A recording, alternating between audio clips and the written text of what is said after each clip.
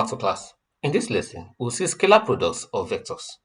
I will explain how to find scalar products of vectors using modulus and angle between two vectors. Next, I will also explain how to find scalar products of vectors when you have unit vectors, that is, the components of these vectors, I and j. That said, let's get into class. The first thing I want us to establish is that the scalar product of a vector is the same thing as your dot product. So whether you are asked to find scalar or you are asked to find dot product, they all refer to the same thing. Now, if I have a vector acting at a point this way, and I have another vector acting this way, now if these are two vectors acting at the same point, I've only used a reference point. If this is vector x, this is vector y, with an angle of theta between them, the dot product x times y of these two vectors will be the same thing as the modulus of this vector, x, times the modulus of y, times the cosine of the angle between them. Don't get confused. Let's take a more vivid example. What I've said is if I have a ground value this way, then I have a vector. Let's say this vector is 5 and is at an angle of probably 25 degrees. And let's take this vector to be 7. And this vector acting also at an angle of, this is 7, of probably 70 degrees. Now, between these two vectors, there's an angle between these two vectors. That will be 70 minus 25, which is 45 degrees. So that the dot product of these two vectors, let's tag them A and B. A dot B will be the same thing as 7 times 5 times cos 45 degrees. That's the cosine of the angle between them. That's equals to 35 cos 45, which is equals to 35 root 2 over 2. What of if we have the unit vectors? That is, if I have my x to be in terms of probably x1i plus x2j, and I have my y to be in terms of y1i plus y2j. Let's see that shortly. Now, if I have two vectors, A and B, let's use A and B instead of x and y, which are closely related to the coordinates. This is coordinate y, and this is coordinate x. If I have a vector here, and I have the vector A, and I have another vector here, let's tag that as vector B. Now, I can resolve these two vectors into their x and y components. Now, let's call this x value here, let's call it A1. And for A, let's call the y component, let's call it A2. For my B, let's call the x component here for my B, let's call it B1. And let's call the y component for my B, let's call it B2. I'll try as much as possible to ensure it's not confusing. But the first thing I want us to look at is to establish my unit vectors. For both the x and y component, we know that we have, for unit vectors, for the y component, we have a unit vector of j. And for the x component, we'll tag our unit vector as I. Now, if you missed my lesson where we explained components of a vector, please do not hesitate to check the description below. I have explained how to find components of a vector in detail. You see how to work with them. Now, and I will also place it as the end screen to this lesson. So you can just go to the end screen of this lesson and pick your components of vectors. Now, for these two components of these vectors, see them here. I have it as j and as I. Between I and j, there's an angle between I and j. It's an angle of 90 degrees. So that for the dot product of I and j, let's take that first. When I multiplies j, because we'll need this, we'll have cos 90. Because the angle between them is 90 degrees. Cos 90 is equals to 0. And when I multiplies I, we'll have cos 0. and cos 0 is equals to 1. Same thing happens when j multiplies j. When j multiplies j, you also have cos 0. And cos 0 also is equals to what? 1.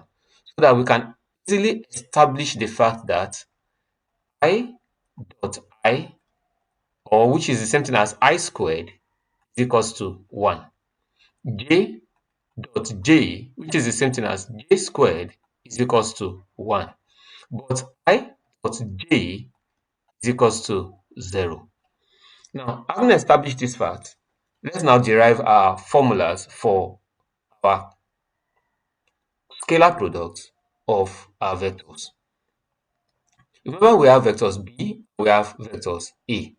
Now, if these two vectors are going to multiply each other, they have two components. They have a1, a2, b1, and b2.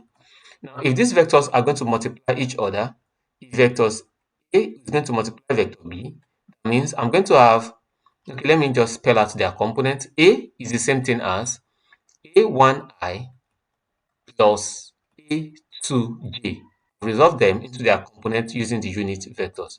B is the same thing as b1i plus b2j. Now, to multiply a dot b now, we're talking of a1i plus a2j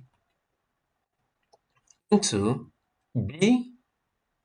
b1i plus b2j. Expanding it becomes a dot b equals a1i into b1i plus b2j plus a2j now into b1i plus b2j. Let's close the bracket. So that the dot product now becomes a1i times b1i will be a1i b1i plus a1i b2j. Let me write the j very obvious to make it different from the I. a2j now dot b1i plus a2j b2j. We can collect like times. We have I here and I here. That's obviously I squared.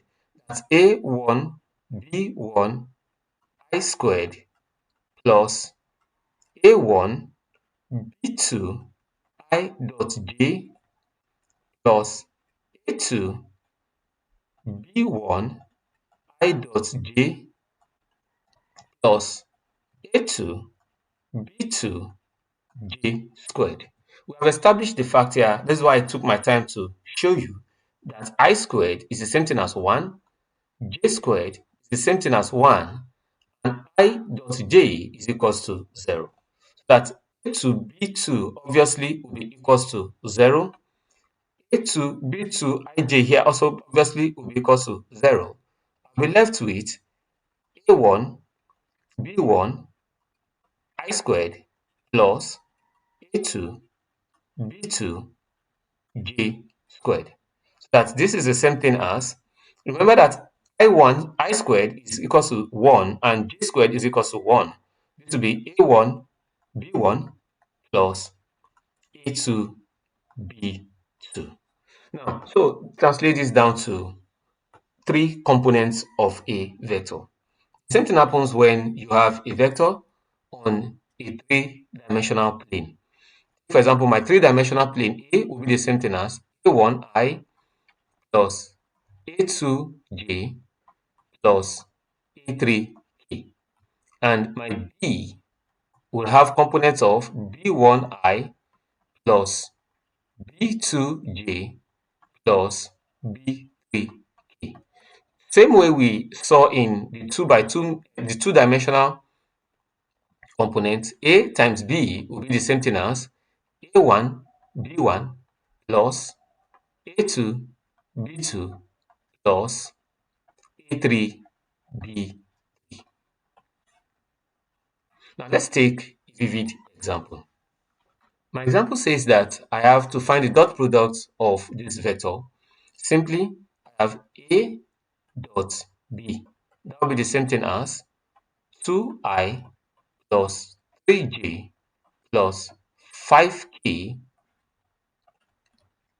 into 4I plus 1J plus 6K. Obviously, we don't need to expand. What we should do is 2 times 4, 2 into 4 plus 3 into 1 plus 5 into 6. So that my dot product will be 8 plus 3 plus 30, which is equals to 41. 41. With this, I hope you understand how to work with dot product of vectors. In our next lesson, we'll see how to work with vector products of vectors. To ensure you get that lesson, please do not hesitate to hit the subscribe button. That way, you'll be sure to get our lessons anytime we create them. Thank you and see you in our next class.